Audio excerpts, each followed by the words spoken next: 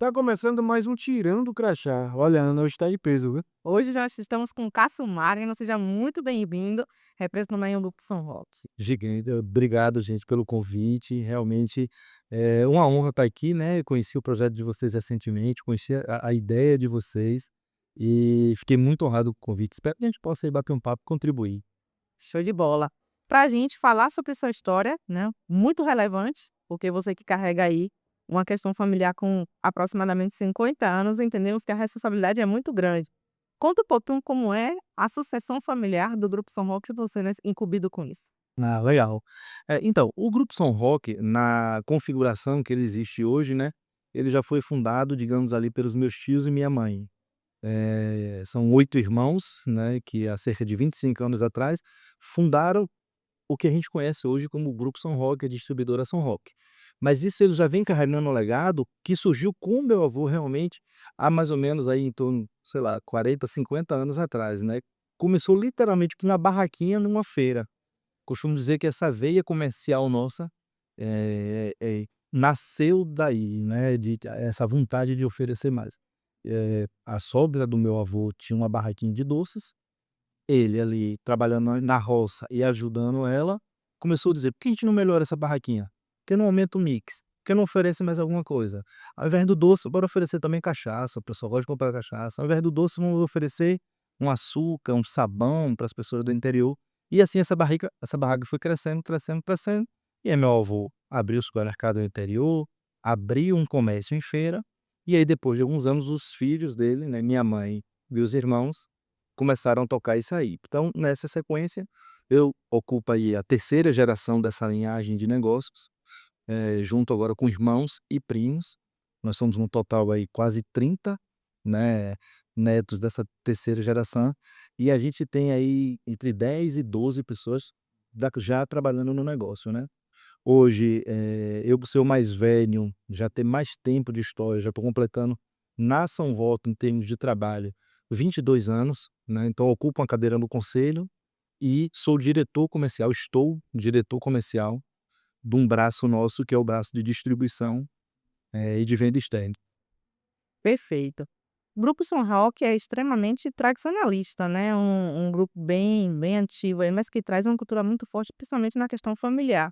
Em que momento o Cássio entendeu o seu papel dentro do negócio, sendo que poderiam haver ali outras oportunidades para ele se envolver? Hum. Eu costumo dizer para todo mundo que eu sou muito sortudo. Eu acho que nem todo mundo, principalmente em empresas familiares, conheceu isso. E eu tentei estudar empresas familiares, inclusive. A minha monografia, né, hoje tem muito TCC, trabalho com conclusão de curso, mas eu sou formado na UFBA e na época a gente fazia monografia mesmo. A minha defesa de monografia foi em governança em empresas familiares e eu obviamente, fiz o estudo de caso do Grupo São Roque. E por que que eu digo que eu tenho sorte? Eu acho que desde quando eu tinha 10 anos, desde que eu me entendo por gente, eu queria fazer o que eu faço. A gente morava no interior, morava em Pé de Serra, já trabalho em supermercado desde os 10 anos, aí agora já falando de meu pai tinha supermercado, meu pai teve padaria, sempre trabalhei em supermercado, caixa, empacotando açúcar, arrumando feira, entregando feira nas casas dos clientes, e eu via meus tios saindo de Feira de Santana e indo para Pé de Serra e dizendo o que é que eles faziam aqui. Então, já trabalharam na São Roque, e atendiam fornecedores, e viajavam para feiras e etcétera, e eu já dizia: "Eu quero ser isso". Não sabia nem dizer o que era, mas eu gostaria de trabalhar na São Roque, nessa parte comercial, eu gostaria ocasionalmente a gente ia almoçar com um representante comercial, com alguém da indústria, e eu por isso que eu digo que eu sou sortudo, eu queria ser o que eu sou. E eu realmente trilhei meu caminho nesse sentido. Então a faculdade que eu escolhi foi isso, pra você ter uma ideia, minha mãe, minha família queria que eu fizesse direito ou medicina, aquela coisa da tradição, né. E eu realmente passei na faculdade de direito, na faculdade de Ilhéus, e passei na UFBA, em administração, e optei pela federal para fazer administração de empresas. E trilhei esse caminho, lá eu trabalhei em empresas de consultoria, tenho 2 pós-graduação, uma em gestão de empresas familiares exatamente, e outra em gestão de negócios, sempre buscando fazer o que eu faço. Então hoje eu colho os frutos disso, continuo aprendendo, mas eu sou muito realizado em estar numa posição que eu sempre sonhei, sempre gostei. E eu sei que nem todo mundo tem essa sorte, né, acho que tem pessoas de empresa familiar que acaba caminhando para uma posição que não era o que queria, mas, assumindo o negócio por estar ali. E tem outros até que queria estar em algum cargo que não está fazendo, talvez fora da empresa, mas se sente obrigado a estar trabalhando ali, por isso que eu sou muito sortudo realmente, e tento fazer por merecer. De certa forma, isso traz um peso, em algum momento, assim, te assustou, até em questão de manter o legado, beleza? Sim, eu acho que o maior peso e o maior trauma, trauma não posso usar essa palavra, mas assim, o maior desafio enquanto, eu trilhava o meu caminho dentro da empresa, porque era uma coisa que eu queria fazer, era aquele lance do dilema do impostor, né. Era sempre deixar claro, primeiro para mim e depois para os outros, que eu não estava ocupando a função que eu estava ocupando porque eu era herdeiro, porque eu era filho do dono nem nada. Então isso foi sempre um desafio para mim, porque como eu queria fazer o que eu faço, eu realmente tive que escolher uma faculdade boa, fazer cursos de especialização, né, cair algumas vezes, né, eu já tive a oportunidade, por exemplo, de estar hoje eu vejo até que foi bom, mas eu cheguei a ocupar a gerência, né, um determinado cargo, e 8 meses ou menos de 1 ano depois, minha chefa, que era minha tia: "Ó, tal, não é a hora ainda", e tive que regredir esse cargo. Então foram pequenas solavancos que eu fui tomando, que na época foi um baque para mim, aí me deu vontade de desistir, e eu achei um absurdo aquela revolta toda. Mas uma coisa que eu sempre tive comigo e hoje inclusive eu passo para as pessoas que trabalham comigo, passo para minhas filhas e para quem eu posso, é ter um momento de raiva, ter um momento de frustração, mas, traga logo depois a questão da autorresponsabilidade, entenda qual a responsabilidade que você tem, não no que aconteceu, mas em mudar daqui para frente. Se você receber um baque, uma rasteira ou não, o que é que você vai fazer daqui para frente para reverter isso? Isso sempre me ajudou muito. Perfeito. Quando você trouxe essa questão familiar, eu já quero entrar num parâmetro que é muito delicado e é uma linha muito tênue, que é entre ter uma gestão de conflitos muito bem, né, equilibrada, porque como olhar a tia sob o aspecto profissional e não sobre uma tia que tem que estar ali apoiando, que tem que estar ali instruindo sem tomar medidas tão drásticas. Como é que vocês hoje, dentro da gestão, incorporam isso de falar: "Poxa, se eu tivesse numa empresa, ali seria meu diretor, ali seria uma pessoa que está ali à frente e acima de mim, e que eu vou regredir ou avançar". Como é que vocês se dividem E isso? só para completar essa pergunta de Clara, e como é que você olha já para a sucessão que está vindo depois de você? O grupo, né, São Roque, a gente realmente entendeu o peso que a família tem no negócio. Originalmente, né, tem uma história muito engraçada. Meu avô, quando ele abriu o primeiro supermercado, meu avô tem 8 filhos, de 6 mulheres e 2 homens. E as mulheres mais velhas, os homens só vieram depois. E aquela questão do interior, preocupação com as mulheres, o que é que iam fazer, com que é que ia casar, dentre outras coisas, quando ele abriu o primeiro supermercado, ele tinha um discurso que era: "Eu não quero que minhas filhas, principalmente que eram mulheres, trabalhem para os outros, quero que trabalhem para mim". Isso enraizou na cultura da minha família, então mesmo quando minha mãe e os irmãos fundaram um negócio próspero, nós temos muito essa cultura de a família se quiser, deve ser sempre bem-vindo.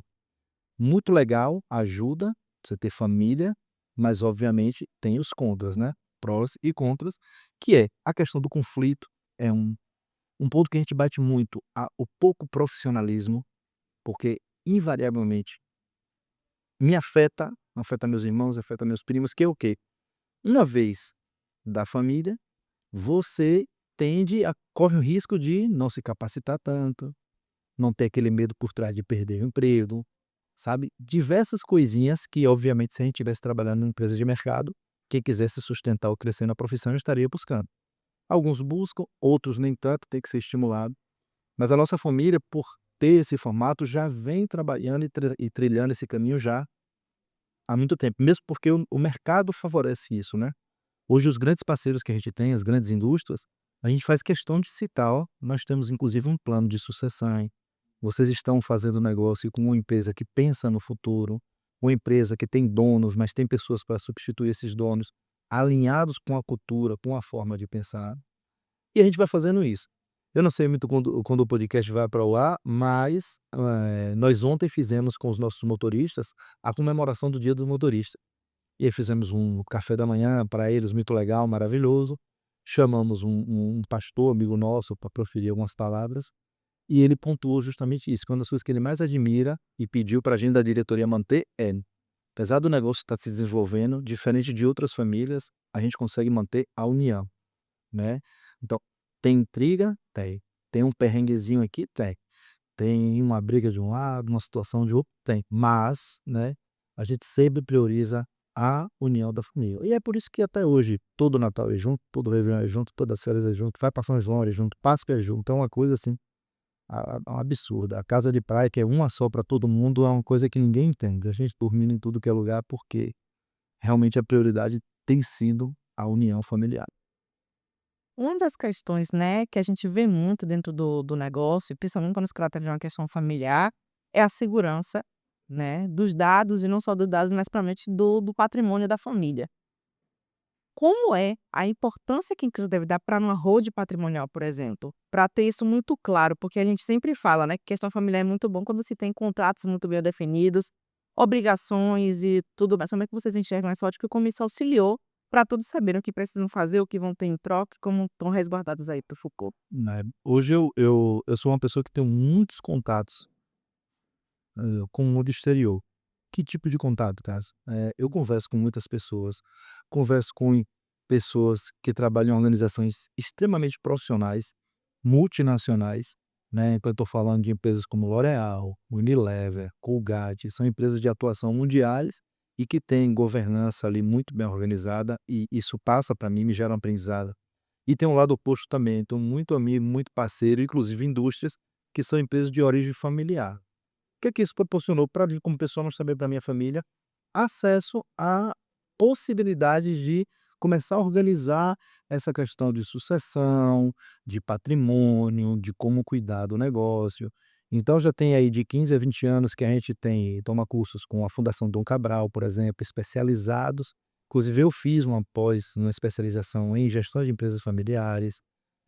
Nós temos um acordo de sócios que rege regras de como usar os bens da empresa, como não usar, o que fazer, o que não fazer. Óbvio, viu, gente, né, a família perfeita não. Tá lá cada hora dá uma escapulidinha, a gente se perde isso, mas tá lá, a gente vem tentando fazer isso. A gente vem falando sobre a questão da profissionalização das novas gerações, de cursos e treinamentos e tudo. E isso trouxe uma bagagem muito legal nesse sentido pra gente, que traz um pouco dessa segurança. Hoje o Grupo São Roque, a gente tem estruturados as holdings familiares, então a gente tem holding patrimonial, a gente tem, as camadas de proteção que são necessárias para proteger os bens de da maluquice tributária brasileira, da insegurança, né. Você, a área que trabalha, por exemplo, com contabilidade, sabe como é inseguro para a gente, de repente, uma lei vale, outra não vale, um imposto aqui você pode pagar, o então assim, a gente tenta criar, essas camadas de proteção, sabendo que não está 100%. Inclusive, antes tem essa ciência de que não está 100%. Mas ao longo dos anos, graças a Deus, a gente foi aprendendo e fazendo isso. E isso obviamente também me deu, a mim, Cássio, uma bagagem muito legal para entender um pouco desses meandros. E falando um pouco agora do mercado, de mercados aqui em Feira, né? A gente todo dia vê um abrindo novo. Como é que vocês de São Roque, apesar de uma marca sólida, lidam com isso? Até para também passar tranquilidade para os colaboradores. Então esse é um grande desafio, né. Estava falando agora abaixo, encontrei com o nosso amigo Adílio aí, e comentando que a gente está vivendo essa situação de taxa, os Estados Unidos taxando aqui o Brasil, etcétera, que é preocupante realmente, e eu falando que tem essas preocupações macro e tem essas mini preocupações que é a questão da concorrência. Pouca gente sabe, acho que a gente já tem a oportunidade de esclarecer um pouco, a São Roque, o grupo São Roque, ela atua fortemente em 2 braços, que se a gente puder dividir é bem equilibrado, inclusive 50 a 50%. Um braço, esse que você está falando, do cash and care, do supermercado, nós temos 8 lojas, né, 7 em Feira de Santana, 1 em Santo Estevão, é um braço, e o outro braço de distribuição. Então nós atuamos em cerca de 390 municípios da Bahia, com uma equipe de vendas, entre gestão e liderança, de quase 350 pessoas, onde os outros supermercados e mercadinhos também são nossos clientes. E respondendo a sua pergunta, Ivan, por que que eu falei sobre isso? Essa crescente do número de grandes empresas de nível nacional, como Atacadão, Açaí, o Mateus vindo agora muito forte, prejudica não só as nossas lojas, aqui dentro de Feira de Santana, mas também prejudica a outra ponta, que é o meu cliente, o pequeno varejo, que compra também da distribuição. É extremamente difícil, é uma guerra. Nós tentamos de todos os lados mostrar que nós somos uma empresa séria, sólida, que investe no treinamento do colaborador, que investe em uma prestação de serviço. Inclusive, a gente tenta vender isso para o nosso cliente. Nós não entramos na guerra de preço, porque preço por si só, você pode ficar desamparado. Agora, eu te dou uma espécie de consultoria sobre como arrumar sua gôndola, eu precifico corretamente, eu te mando só o que você realmente vai poder vender na sua gôndola, eu não fico te forçando o estoque, eu me preocupo em fazer uma entrega rápida para você. E aqui, para o consumidor final, a mesma coisa. Quando nós oferecemos um serviço, eu acho que eu não vou mentir, né, qualquer um que esteja assistindo e que seja cliente da São Roque sabe que nós temos nas nossas lojas um atendimento muito humanizado, boa parte dos clientes é conhecido pelo nome, sabe o nome do gerente e dos funcionários da loja, né, as lojas são muito limpas, asseadas, oferecemos, por exemplo, um hortifruti muito bom, uma carne muito boa, né, empacotador, que a maioria dos supermercados hoje esses médios não oferecem, então a gente tenta eh, primar muito por essa qualidade de serviço, obviamente, atrelado a um preço justo, um preço baixo, para que o consumidor, para além do preço, veja também que uma rede regional, uma rede nascida aqui, a gente valoriza muito isso. O nome do nosso CD é CD Portal do Sercão, em homenagem à Feira de Santana, a tudo que Feira fez por a gente, né, apesar de não sermos uma família nascida e originária de Petsépe, fica a 100 quilômetros daqui.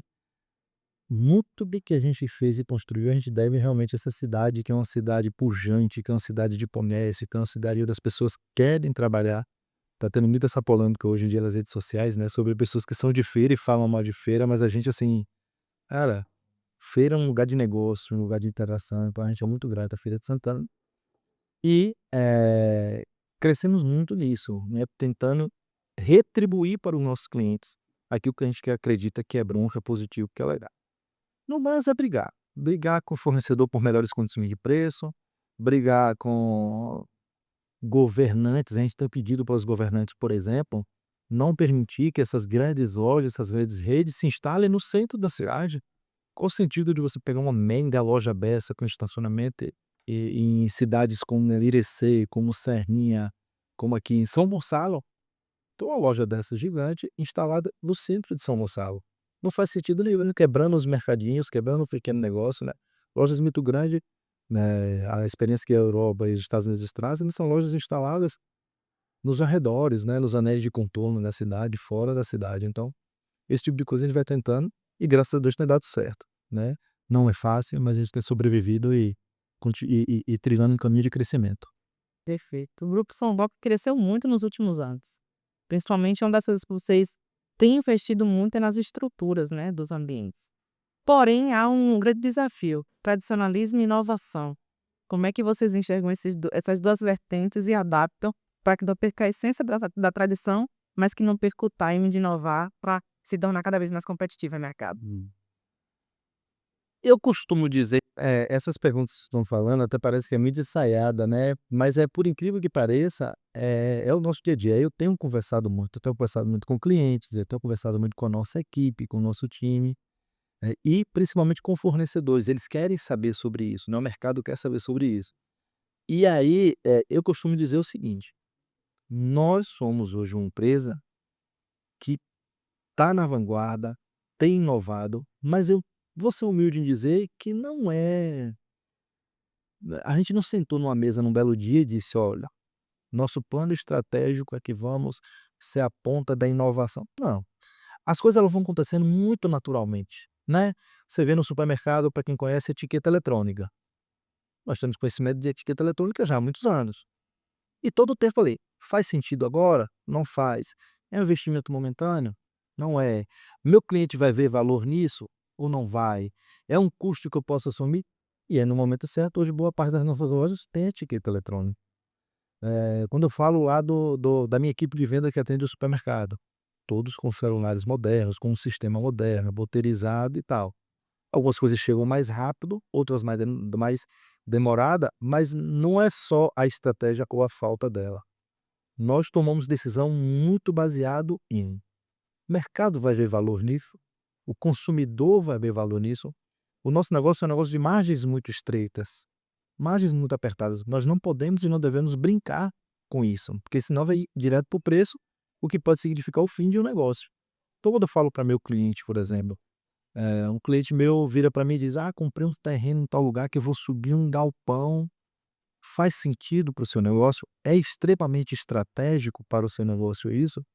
Porque senão, não faça. Então, as decisões na São Roque também são feitas assim. O consumidor vai ver, porque muitas vezes é melhor eu investir em um ambiente acolhedor, em um ambiente que, por exemplo, a gente pega agora a terceira idade, que gosta de ir para o supermercado e tudo, e ela se sinta bem, nossas filas com cadeira para eles sentarem, ofertar uma água, alguma coisa, ou até pedir para um funcionário entregar, levar a compra até o carro, do que ter uma coisa super tecnológica que o meu cliente não vai valorizar, não vai ver aquilo. Então, as nossas decisões nesse sentido de inovação é muito isso. E é por isso que parece que, ao mesmo tempo que a gente está inovando, é uma empresa extremamente tradicional, porque é sempre olhando que o cliente, o que o consumidor quer, valorize e aprova.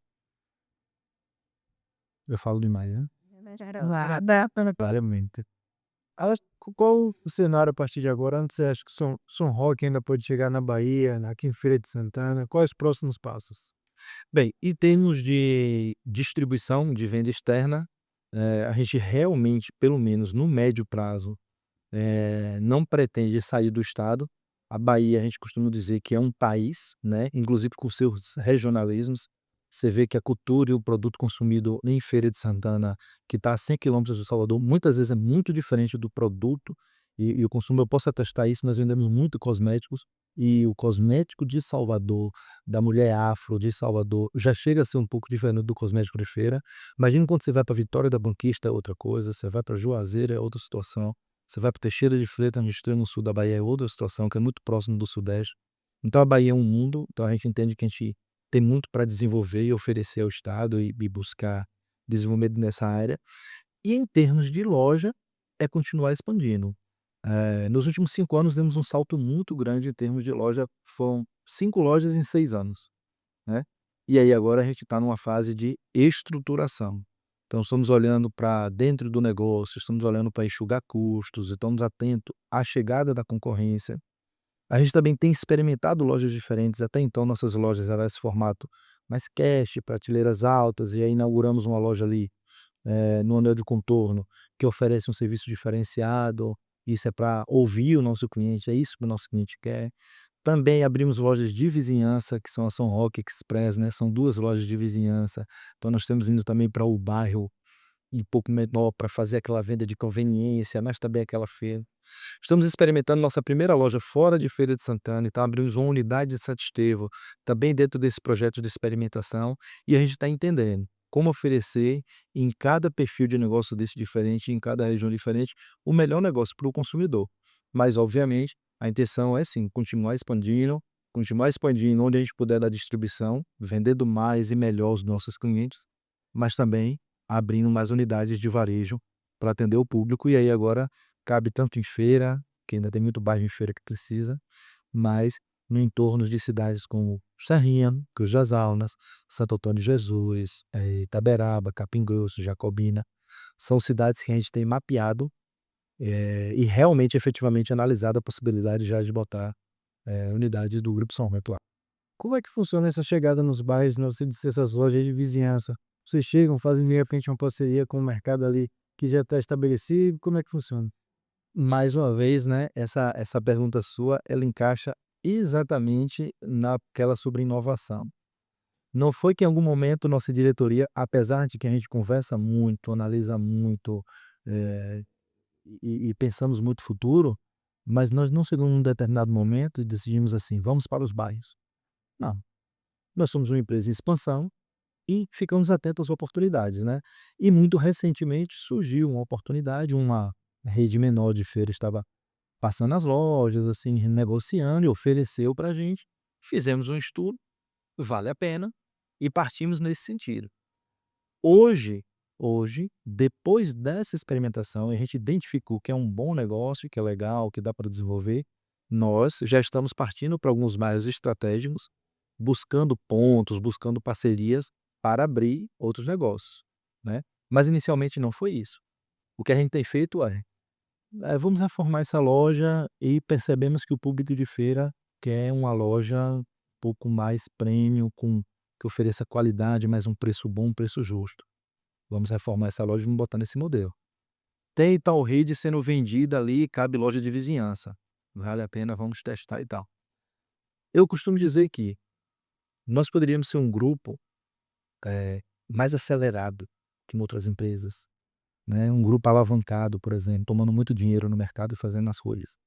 Não, nós seguimos muito com o pé no chão, nós fazemos as coisas com muita inteligência, com muita a inteligência que eu falo assim, não é superioridade, é uma inteligência no sentido de pesquisa muito, conversa muito. Aí vem raízes lá do meu avô e dos meus tios, não gosta de dever, então se puder pagar à vista, se puder não tomar dinheiro, não gosta muito de aluguel, apesar que hoje a gente tem, mas até pouco tempo atrás, por exemplo, para a gente ter uma loja, se o ponto, tudo não fosse nosso, não abria. Hoje a gente já aluga um terreno aqui, aluga uma loja ali, então assim, mas fazendo tudo ali muito com o pé no chão, né. Então não abre uma loja atrás da outra, paga uma coisa para depois pagar outra, para depois, e se endividar ali, né. Isso tem contribuído muito, tem trazido muita solidez para o Grupo São Roque nesse sentido. Família unida, pé no chão, pouca dívida, valorizamos parceiros, né, então a gente vende, vocês vão dar risada, mas a gente vende rapadura. Então eu vendo na distribuição a gente vende desde os melhores lançamentos de cosméticos mundiais, se você pensar, né. Então tem um lançamento agora da L'Oréal que é mundialmente, sabe, coisa de salão, um tratamento maravilhoso, tem lá no nosso estoque, mas também tem a rapadura. Por quê? Porque a rapadura lá atrás, sabe, era originário, a gente vendia, dava bem, muita loja do interior da Bahia ainda pede. Ou porque não tira, você é o único que vende e tal, e a gente vai ali tentando conciliar e ter dado certo, graças a Deus. É muito bonito ver, né, toda essa trajetória que tem sido construída com muito esmero, né. Eu digo que grande responsabilidade de vocês é manterem esse legado e construírem isso sobre as novas gerações. E eu vou para uma pergunta um pouco pessoal agora, mas que tange, né, o cenário do Cássio. Qual é o seu maior orgulho na sua gestão e o seu maior desafio que você aspira daqui para frente, daqui do seu cenário profissional? Difícil, essas coisas parar Daí, e pra gente falar o bom que o pessoal vê que não é nada certo. não, meu orgulho, eu acho que, assim, se eu fosse elogiar uma forma minha forma de gerir, ela é muito pautada no aprendizado. Eu não sou aquela pessoa, e as pessoas que estão me ouvindo e que trabalham diretamente comigo ou que já trabalharam sabem disso. Eu não sou aquela pessoa que é 100% dono da verdade. Eu sou uma pessoa que vou assim, eu vou para o mercado, eu procuro estar sempre me capacitando, então eu leio muito, eu estudo, eu escuto e assisto muito podcast, eu visito empresas, eu acho que eu já devo ter visitado do nosso ramo de empresas parecidas com a nossa, mais de 30 empresas nos últimos anos. Vou até lá, olho como é o processo, as empresas que estão alcançando sucesso, então sempre que eu conheço alguém e eu sei que aquela empresa é uma empresa que faz sucesso, eu peço mesmo: "Posso lá visitar a tua estrutura? Posso ver como é que você está fazendo isso legal?". Quando eu vejo que uma empresa ganhou um determinado prêmio e eu conheço o dono, tenho um contato, ligo: "Como é que você fez isso? O que é que você estruturou?". Então, eu acho, eu tenho orgulho de ser assim, de buscar e de aprender e de ter pacientemente, dentro da nossa realidade, tento implementar, eh novas coisas, né, implementar novos processos, premiar a equipe, remunerar. Na semana que vem, nós vamos participar da maior feira do norte e nordeste de supermercadistas, né, então vamos botar um stand lá. Já é o quarto ano consecutivo que a gente participa dessa feira. Eu aprendi no mercado. Aprendi com empresas do sul, do sudeste fazendo, lá de Recife fazendo, vi valor naquilo, trouxe, implementei, é um sucesso. Se eu falar que não vou fazer, a equipe, o cliente, o mercado fica desesperado, não, você tem que fazer aquela feira. Não criei necessariamente nada, eu realmente aprendo, tento adaptar e tento trazer para a realidade. Nem tudo dá certo, mas graças a Deus o que tem dado certo tem feito, sucesso. Esse acho que seria o melhor orgulho, o que eu poderia mais defender de mim, essa capacidade, essa vontade que eu tenho sempre de aprender e levar. E o maior desafio, como vocês perguntaram, é efetivamente manter essa trilha, né. Tô com 40 anos, tem hora que começa a cansar, assim, você vai perdendo aquela energia, eh, você começa a ter choques geracionais. Então hoje eu estou em muita gente da geração Z, por exemplo, e tenho estudado muito esse pessoal para entender essa questão, né, da volatilidade, de como essas pessoas são motivadas e como manter essas pessoas perto de você, como aproveitar o melhor delas e ao mesmo tempo me sinto um pouco mentor, então estou conversando muito com essa turma que trabalha para mim, falando um pouco sobre o desafio, dizendo: "Cara, não necessariamente é por aqui, eu acho que é muito legal esse desprendimento que vocês têm pelo material, mas também tem que ter um pouco de racionalidade do negócio, porque uma hora a idade vai chegar para você também, o casamento vai chegar, o filho vai chegar, e com tudo isso chega também um peso de responsabilidade que o mundo ainda cobra, então eu tento passar isso. Então, acho que o meu maior desafio enquanto gestor na posição que eu estou hoje, inclusive pensando nos meus planos futuros, né, que é continuar compartilhando um pouco dessa minha trajetória, é me manter atualizado, é ter essa capacidade de entender que o mundo muda, que nem tudo vai ser como eu aprendi no passado, que eu tenho uma boa bagagem, mas também essa bagagem ela precisa ficar se renovando o tempo todo, é ter o discernimento de saber que aprender aqui e por aqui não é o caminho, é o discernimento de separar o que é realmente bom do que não é, porque hoje em dia, com a internet, todo mundo prega que tudo é bom, todo mundo diz que vá por aqui, isso aqui que é importante, isso não é. E quando você traz para a sua realidade, nem sempre é o que que se materializa. Então esse é meu grande desafio, é continuar desenvolvendo o meu trabalho com esse mundo moderno que a gente vem vivendo, com todos os desafios que ele se apresenta, da melhor forma possível. Estamos chegando ao final do nosso podcast Tirando o Crachá, mas eu não poderia deixar, irmão, de fazer uma última pergunta, que é sobre a sua sucessão, né.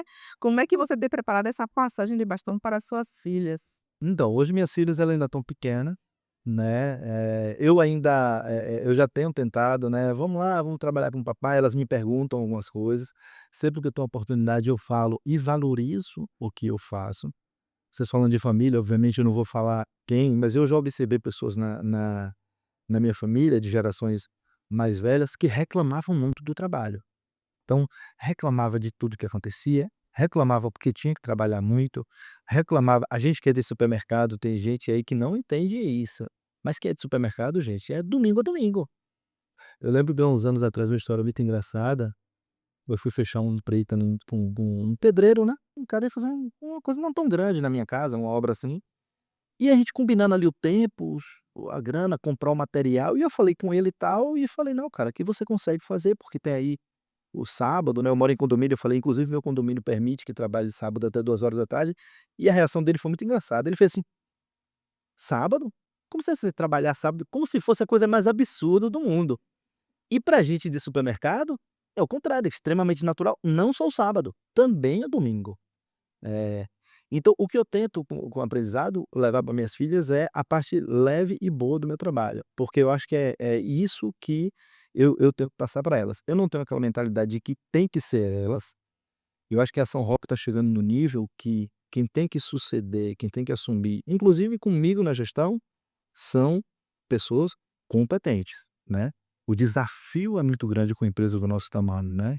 A fiscalização é muito incisiva, todo mundo olha, você não pode cometer erros, você tem que tomar cuidado de diversas formas. A empresa ela fica muito inchada, por mais que você corte custos, ela começa a crescer, aquela empresa que vai, né, os penduricalhos vão ficando muito inchados. Eu falo isso para meus clientes inclusive: "Toma cuidado, você está crescendo, cuidado para não ficar muito carregado de custos". Então, para minhas filhas o que eu digo é: se quiser trabalhar, beleza, vai ser por mérito, vai ser porque, se estudou para aquela função que você vai fazer, vai ser porque se desenvolveu, vai ser porque viveu uma experiência no mercado e trouxe bagagem para assumir, tá. Obviamente, né, as coisas de Deus a gente não sabe, se precisar e tiver que vai ser, vai ser. Enquanto Deus nos permitir dar o poder de escolha e me permitir dar o poder de escolha para elas, eu prefiro muito mais que elas façam escolhas que a deixem felizes, obviamente. Eu sou de uma geração antiga, tem que ter felicidade, mas tem que ter dinheiro, tem que botar comida na mesa, então eu tenho falado isso para elas, né. Não é só: "Ah, tá bom, vou escolher o que me faz feliz e ficar", né, eu tento conduzir de uma forma. Torço e ficaria muito feliz se dissesse: "Não papai, eu quero com o senhor trabalhar lá na São Roque", isso deixaria muito feliz, mas efetivamente não é algo que eu coloco como prioridade. Eu tento levar as coisas com leveza, eu viajo muito, aí chego falando para elas: "Ó, Papai trabalha muito, é por isso que viaja muito. Então, se quisesse viajar como papai, tem que trabalhar. Mas é muito assim. Elas dão ali um pitacozinho, que quer ser isso, quer ser aquilo, se for fazer, faz. Quando estão na loja, elas adoram arrumar prateleira, é uma coisa que parece que é nossa, assim. Entra na loja, vê uma prateleira, um produto fora do lugar, elas adoram fazer isso, arrumar. Quando a gente está perto de inaugurar a loja, monta aqueles mutirões de ficar até tarde, né, organizando, elas adoram estar lá, pede para estar. Mas 10 e 11 anos, né, ainda tem um caminho para trilhar pela frente aí. Eu torço para que seja para o caminho nosso, mas também prioridade é que façam o que gostem, sejam felizes e consigam botar dinheiro na mesa com isso. A gente está chegando ao final, tem mais alguma mensagem que você quer deixar para o público que está em casa, que está nos assistindo? Muito obrigado, né, é uma oportunidade de falar, eu gosto de falar, eu costumo dizer que o que eu falo aqui com vocês, inclusive, é o que quando eu estou com um colaborador sentado na minha frente é o que eu falo, quando eu estou acompanhando a operação, é um pouco da verdade que a gente vende, aprendo muito, gosto de ouvir, e se eu pudesse hoje deixar uma mensagem, para o público do Tirando o Crachá, pra vocês, é que muita coisa mudou, o mundo ele está evoluindo, eh, mas sendo muito clichê, o que não mudou ainda, que a gente percebe, por mais que tenha inovação, tecnologia e tal, é pessoas é o que fazem a coisa acontecer. Você pode ir para as empresas mais inovadoras que tem, você pode conversar com um cara com o Elon Musk, que está à frente, na vanguarda de diversos desafios, o cara ainda tem desafio de gente, e trabalho. Trabalho compensa. Hoje eu vejo uma geração muito qualidade de vida, beleza, mas tem que ter algo que sustente aquela qualidade de vida e não se iluda. O trabalho, ele ainda é exigido. Então manter uma coisa com constância, escolher o que fazer, se dedicar para aquilo, por mais que tenha formatos diferentes, ainda é primordial, fundamental para o mercado, para o negócio. Então, isso tem que ser valorizado. Gente e trabalho. Laura, eu tiro o crachá para ele, você Eu também tiro, hein? Pessoal, nosso podcast está chegando ao final e você sabe, a gente tem um encontro marcado na próxima quarta. Valeu! Valeu, hein?